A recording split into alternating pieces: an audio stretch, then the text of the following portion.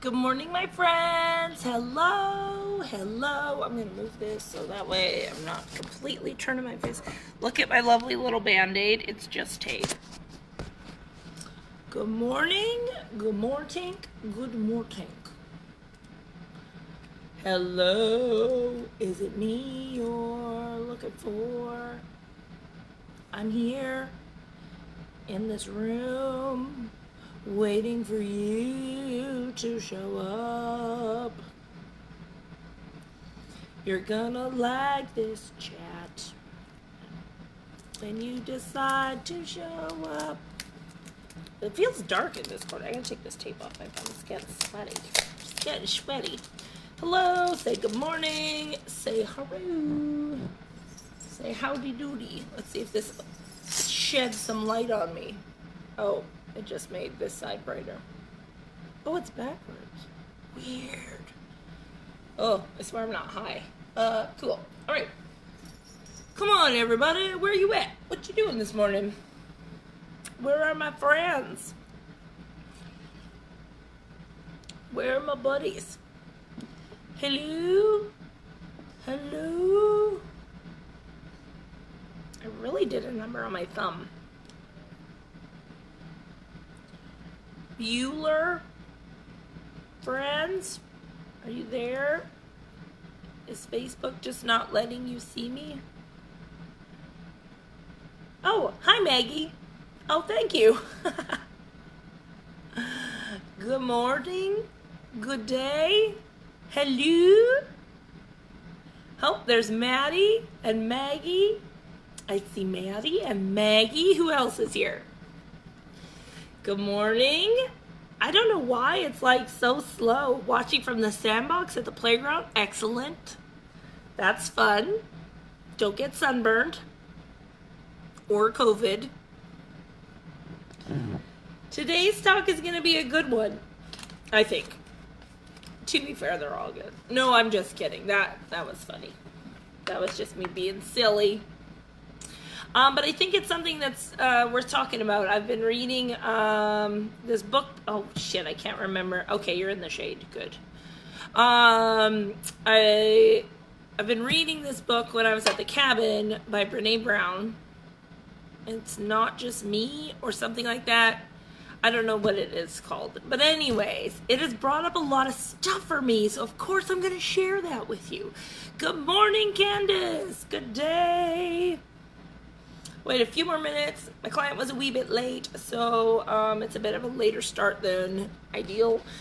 Today I have 2 photo shoots happening, which makes the on-time thing that much more imperative. But it'll be fine. This client has short hair, so chances are it won't take that long to be done. Anywho, so yes, I want to talk about this idea of identities because this was brought up in the book I'm reading on shame. Shame. And, oh, actually, I see your post. Anyways, and this idea that we're trying to hold all these identities, like who we are to different people. So Jill came over the other day and I was like, listen, we're going to talk about shame because I think that's ruling a bunch of your life. And she was like, okay, good morning, Riley. And then in working through it with her, it also allowed me to open up about my own identities that I feel that I have to uphold or somebody else will be upset. And there was this really cool quote in the book, and I'm gonna butcher it for sure, but basically it said that shame is a 2-person event. Like, you can't have shame without somebody else. Like, it's a relationship kind of feeling. Like, if you were just living by yourself in a vacuum, for example, you wouldn't have shame because you wouldn't know any different. You know what I mean? But shame comes because we're thinking about what other people think of us. So I thought that was fascinating, and then that got me thinking. One of the things, if you read my Instagram post this morning, you'll know exactly what I'm talking about. But one of the things that I've had this this looming fear about, and it came out when I was talking with Jill, was this fear that if my body should change and lose weight, I'm afraid that people will go away. I'm afraid that people will say that I'm a hypocrite. I'm afraid people will say that, whatever they're going to say, but I have this fear that everything I've built will just come crumbling down because I'm no longer the fat icon, which I have given myself that label. Nobody else did, but I did. And then when you're getting all of these compliments and accolades, and as much as I say that I don't take in these compliments, when people are like, you changed my life just by being yourself, and I loving your body, and like da-da-da-da-da, that goes in, and it's like, okay, but now if your body changes, then just be prepared. They're not gonna like you. And for a long time, I never told anyone that I have this looming fear. And it is one of the reasons why I don't exercise. To be honest, well, there's two things, and this is what came up with my chitty chat with Jill, was that there's two thoughts that run through my mind. Number one is the preconditioned thought of, if I'm moving my body, I should probably I'm gonna lose weight, like that expectation, and I don't wanna feel that. So that stops me. And then there's the idea that, but if I do lose weight by just moving my body, then people won't like me. And both are the same thing, is that this fear that people won't like me. Right? They're both driven by the same kind of monster of how other people will perceive me, and that's bullshit, because it doesn't fucking matter. If I want to move my body because it feels good, that's great, and that's all that matters. And if my body should change as a result of that, then that is just what happens. It's not good or bad, it just is. But as I talk about in my post, is that diet culture has done this, where especially women, our identity is so closely tied with our bodies that it doesn't matter where you are in terms of it, until you separate this idea that you are your body or your body is you, you're never going to be free of that, if that makes sense. Like, it's not actual body liberation, is what I found out. Like me accepting, so let me say this in a different way maybe. So like, for me, my body is just my body right now, whatever, and I don't mind if it gains weight, like, or whatever. I literally don't even notice when that happens, but I'm hyper aware. I'm more aware that if my body should lose weight on its own, or people start to notice that there is a weight loss situation happening, whether or not I want it to, that there will be talk happening behind my back. And there will be. This is the expectation I have to set for myself if that should happen. And it's to separate this idea that my identity as me is not my identity of my body. Like, my identity should not be the fat icon. My identity should not be the after photo. My identity should not have anything to do with my physical meat sack that's always in transition. But it is, because diet culture made it that way. So what do we do about that, is the question that I'm working through. And so here's something interesting that happened. So I posted this post, and it's funny because the comments that I've been getting are incredibly fat phobic. And so I think people are only hearing what they want to hear in that post. And that is concerning to me. Because that is not, because they're still focusing on their body in the comments. Like, somebody sent me a before and after photo saying, well, I did this for myself. Well, that's great, but why are you showing me? I don't care. Like, it's not about that. You're still tying yourself to that identity even with your after photo. Stop it. Like, don't do that. That's not necessary. And so now it's opened up this interesting to see this happen. Like, I'm glad I talked about it, because I know I'm not alone in these thoughts, which is one reason why I wanted to talk about it, because it was something that was holding me back from probably being my best self. But now that it's like cracked this open, like, people are rushing in with like, well, good for you in wanting to lose weight. No, that's not what I'm saying. I'm not saying I intentionally want to lose weight. I'm saying that if that happens, these are my fears. Does that make sense? So it's like I like feel that I need to go back and re-edit my posts, which I'm not going to do. I'm just going to make a new one tomorrow. But like, people are only hearing what they want to hear, and that's freaking frustrating. Anywho, what does this have to do with you all? All right, so I was thinking about this, and then I was listening to that Ed Sheeran thing that I posted in here, that interview. If you have 45 minutes, highly recommend listening. It is really good. But I want you to think about, and I'm going to make a little PDF for you to fill out. So you can print it off, like a little ebook if you want, like a little workbook, a little work ebook if you want it. But basically, I want you to take, let's say 15 minutes. And I want you to do, the first action I want you to do is write down all the identities that you try to uphold. So for me, I will tell you what the identities that I uphold. High vibration Terry is an identity that I try to uphold, which I think is an okay one. Always being the good girl, not causing, not causing tension in my family. That's me. I try to uphold this idea of how I need to be a wife, what kind of wife I need to be to my husband, even though he hasn't said otherwise. It's just my own expectation of what that is. And what I've been taught that a woman should be as a wife.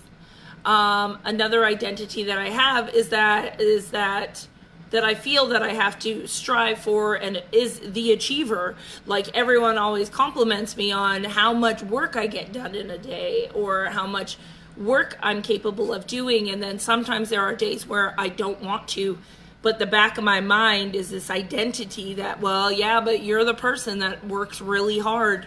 So if you're not doing that, then who are you? Right? So all of these identities, those are just a few of the ones that I came up with. There's a lot.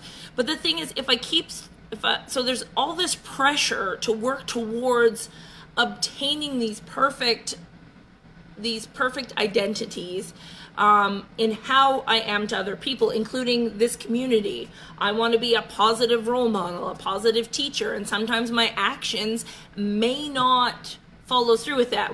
And what happens if I don't have this conversation with myself, where I might do something that is out of line with that identity?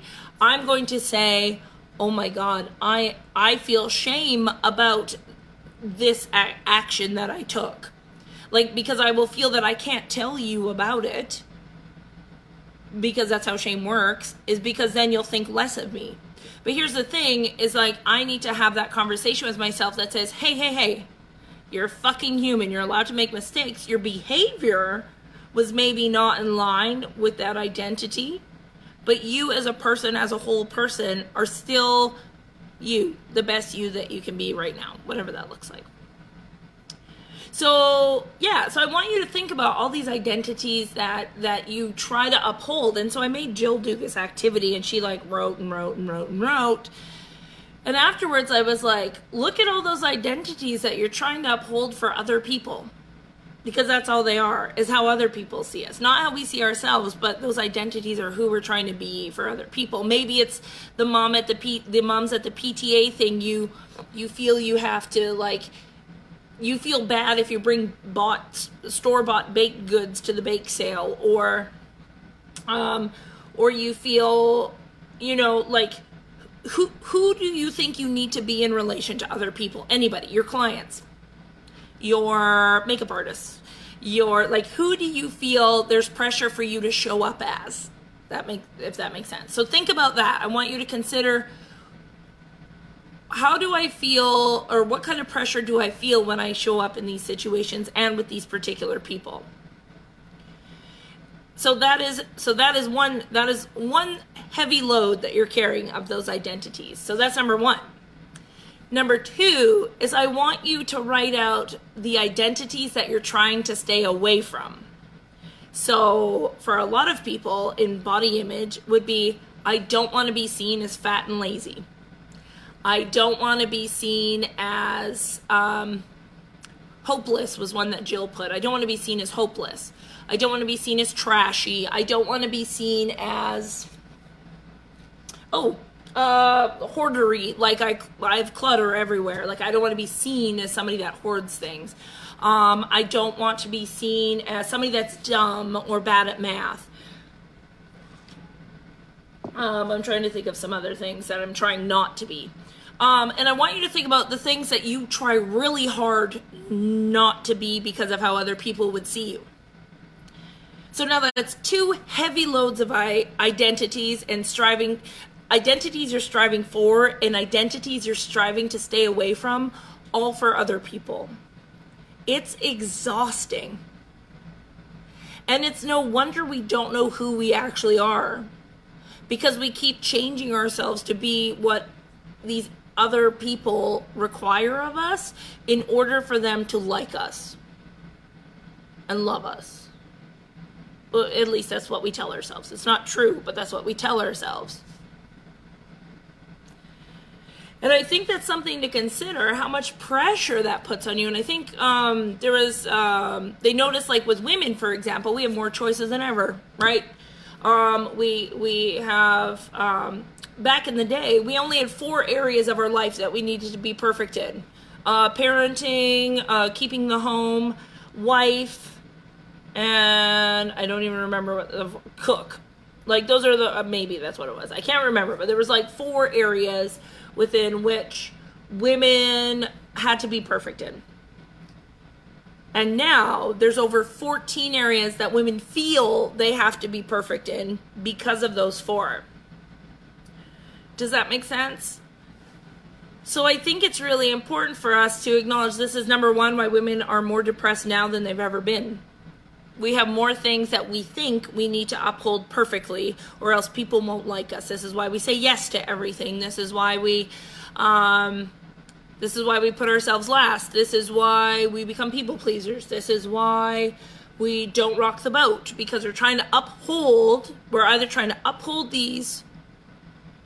We're trying to uphold these identities, or we're trying to make sure we never become these identities. So the sooner that you can recognize what you're trying to do and who you're trying to do it for, then it makes it more objective and allows you to kind of step back and say, well, who do I want to be? Like, which of these which of these resonates at my very absolute core? When I said about, like, one of my identities is high vibration Terry, I want to be that. It doesn't matter what other people think, is that I want to be that, because I know that's why we're having this conversation. It's like, I know that for me, that makes me feel good. But I also know that there is a pressure for me to always show up that way. And maybe it's because I talk to myself a lot about this thing and like constantly tell myself, well, even if you act not high vibe, if low vibe Terry comes through, it's not the end of the world. There's like a low vibe moment. You're not a low vibe person. And removing the actions from the person, I guess. And so this also I thought of when I was reading it. I was like, oh, this is kind of like an aha moment when it comes to educating people on racism, for example.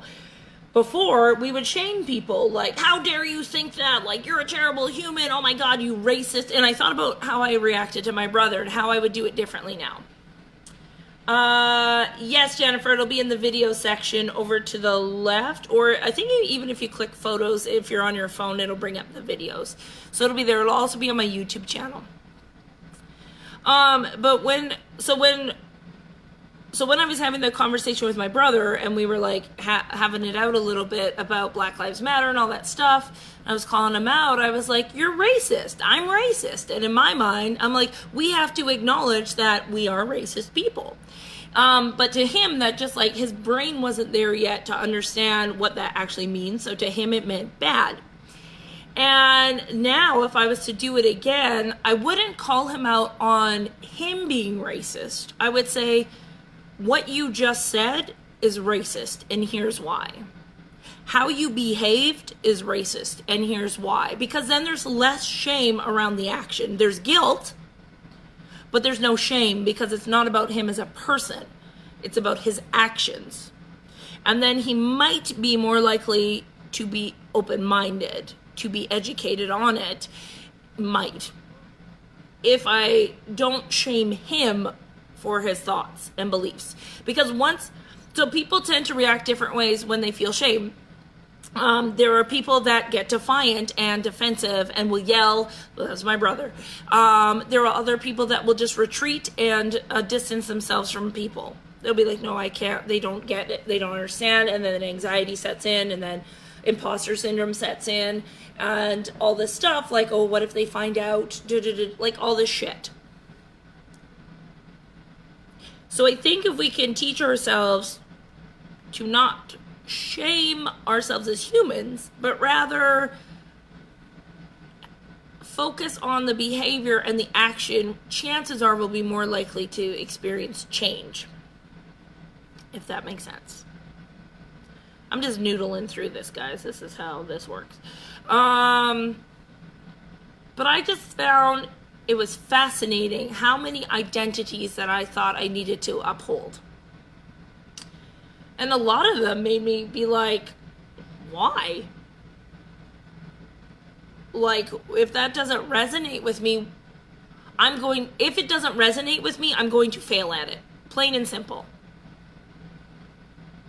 And maybe I was very lucky in that I never really had to uphold a bunch of different identities as a child. Like, basically, my mom had that conversation with me in grade 6 about be yourself or be somebody else, you choose. And I chose to be myself for the most part. I still had identities, don't get me wrong.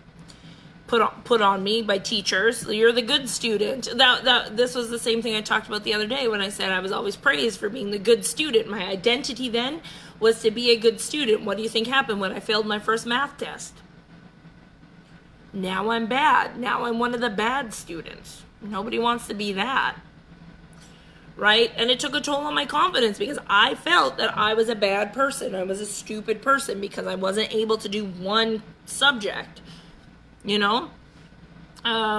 So I still had identities, but I had maybe less than like my sister who cared what other people thought.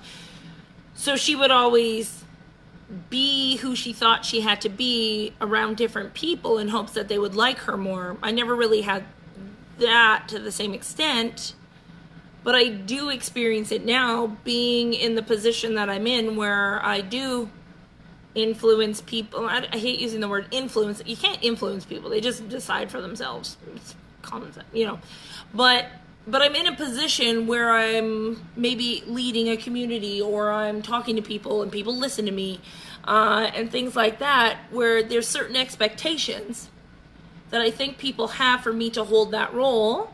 And I feel the pressure to maintain that in hopes that they will continue to like me. See, it always comes back to being loved, being liked, and feeling like you belong. This is why having like people that you can be, like, just like let loose and be your 100% yourself.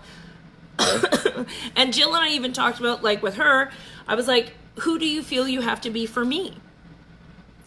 And she was like, well, no, I feel I can be myself. I'm like, really?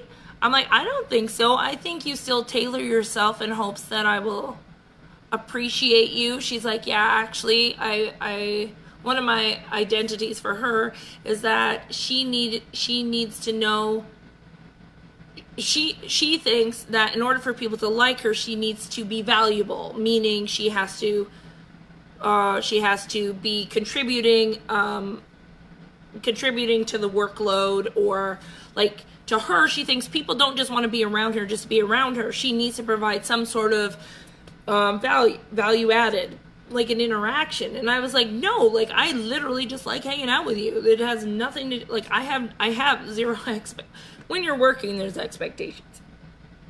But that got me thinking a lot about that kind of stuff, is that even with me, she felt that. Right. Yes, Beth. Pack evolution, conform to be accepted and valued. And it's like one of our deep-seated subconscious belief systems that we have that helped us when being separated from the pack meant we would die. But now it's not benefiting us. In fact, if anything, it's causing us more pressure to be people that... And more importantly, I don't think it's causing us to be people, but be people. We are people. It's causing us to feel like we can't ever change. You know what I'm saying? And I think that's the part that frustrates me the most as I'm talking about this. It makes me frustrated that if I want to change my life in any capacity, job, body, mind, like whatever, I need to go into it with the understanding that not everyone's going to be on board. Because if we go into it like, this is who I am now, and we try to stay there, you're gonna be swimming upstream eventually, because hopefully you're growing and learning and changing. And if you're not something that's growing, learning, and changing, you are going to dislike people who are growing, learning, and changing and feel insecure about your own stagnancy. Is that a word? I just made that a word. Stagnation. Is that a word? I don't know. But I think, like, so one of my strengths, the higher up strength, is adaptability, which means I need to know that I can always move. Like, give me a structure, but let me work within it, kind of thing. And I think that's why that makes sense to me, is that I feel stuck.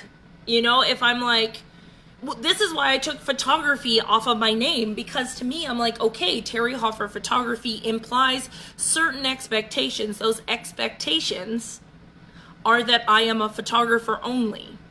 So I had to remove that to get rid of that expectation and that identity, because it was holding me back from exploring different things that I'm capable of doing to get my message out there. Because I'm like, no, I'm a photographer. This is what photographers do. This is what photographers do. Like, I need to run my business like a photographer. Whereas I don't see myself as a photographer anymore. I see myself as a body image activist, or a body image coach, or an educator, or something that challenges people. Is there even a title for that? I don't know. A change maker, a disruptor, if you will, whatever. But understanding that that's who I am today. You know? Maybe in 10 years, I'll be somebody that's stable. Stability. Or like stability. Probably not. But maybe. Maybe in a year from now, I'll be a bog witch, because that's what I want to be. Don't ask me where that came from, but it's just a thought. You know what I mean? But I think if we hold on to these identities of who we have to be for other people, it actually stunts our growth as our actual selves. That's what I'm getting to. So, what about that? So that's where doing that activity will help. And I'm going to make it into a little ebook so you can print it off and fill out the worksheet. It might make it a little easier for you. But I think this was really beneficial for me to go through the process of thinking about that. And one of the funny things is when I read books about like about any sort of like self-help or whatever, like when I was reading this book, I was like halfway through and I was like, oh my god, I can't wait until I feel shame about something so I can apply this information. Like, who says that shit? But it did make me acknowledge, like, what areas of my life do I have shame around that I feel I can't talk about. And the post that I made today is one of the things that I didn't think I could talk about. But then I realized, because it bugged me for enough times, I always say that's like the universe is like, neat, say it. Chances are I'm not the only person that felt that way. Does that make sense? Angela, I'm struggling with identity. The more I learn and do, the less I know what to call myself. Oh, the more I learn and do, the less I know what to call myself. Maybe you don't call yourself anything and you just are Angela. Right? Like, obviously for marketing, you want to kind of say, like, this is what I do right now. But if you go and look at my bios, I wish there was a way you could see, like, every time you change your bio on Instagram, like, what it was. Unless you take screenshots, which I don't.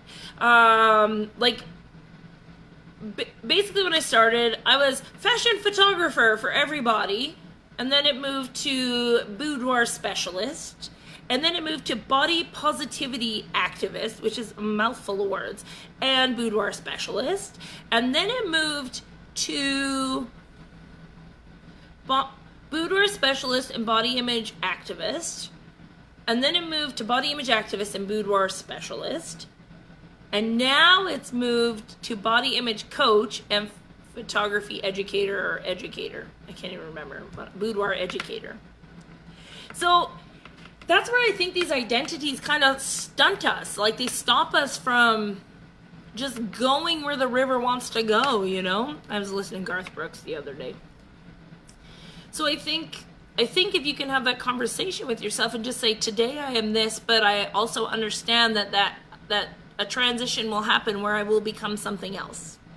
And my hope is that for everyone that you will grow and you will change and you'll get closer to your purpose and you'll hone in on it. Because again, my purpose is not defined by my title.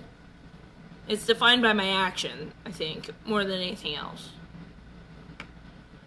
And my action will only get stronger and better the more I lean into what I feel called to do, if that makes sense. Like having this conversation, I felt called to do it. Does that make sense? This is such a good talk. I like that. It's not a talk. I just it's my brain. But I don't know. I feel like this is a beneficial thing for people that we get hung up on.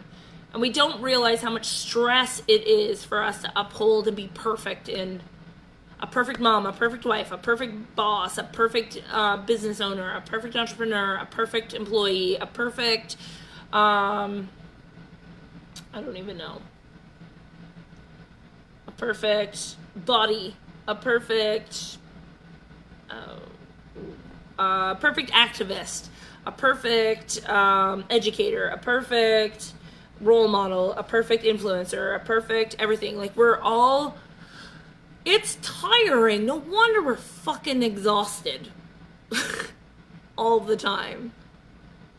We're trying to be more things for more people. But if we can start to separate our identities and focus on the ones that really make us feel whole right now, knowing that they might change expectations, I think we'll be better off.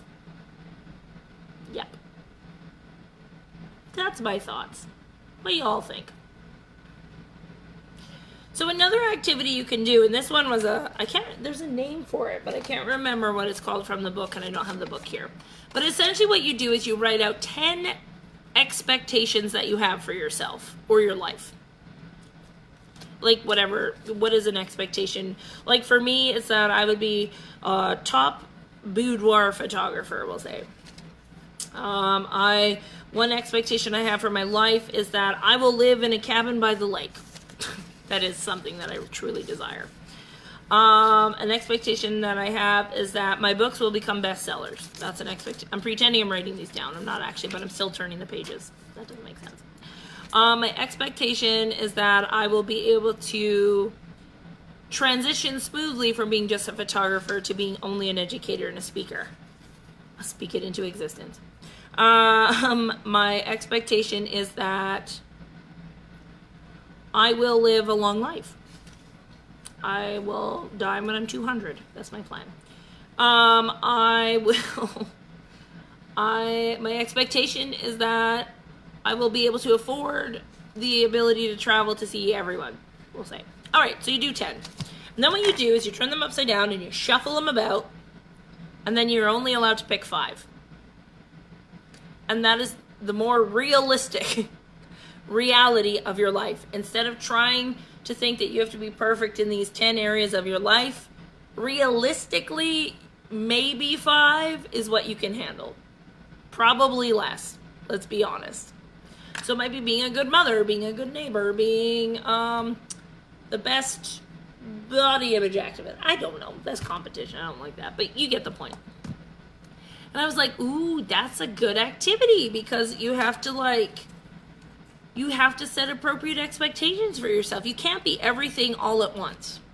basically. So when Jill and I did this with her. This is the thing. She's my like guinea pig. She says, is that one of the things she said? Have a really healthy mind, body, spirit. Da, da, da, da, da. But and then on another card, it was like, you know, be financially successful, run a business, whatever. And so what happens is that, like, maybe you can't have both of those at the same time. The problem is in our mind, we're like, I need to have these things all at the same time, which is a terrible expectation to set, and you're going to set yourself up for failure. I think the word is transition. I think that's important for this talk. Stop creating boxes for yourself and let yourself roam to be who you want to be. Cool? Was that a fun talk? Does anybody have any questions about anything not even related to this topic? Or related to this topic? If you haven't watched it, I put it as, an announcement. Please, I mentioned this already in the call, but I'm going to do it again. Go watch that talk with Ed Sheeran. Like, I know not a lot of people, maybe you don't like him or whatever, but literally listen to his advice. Like, one of my favorite parts is when he was like, you don't know when you're there.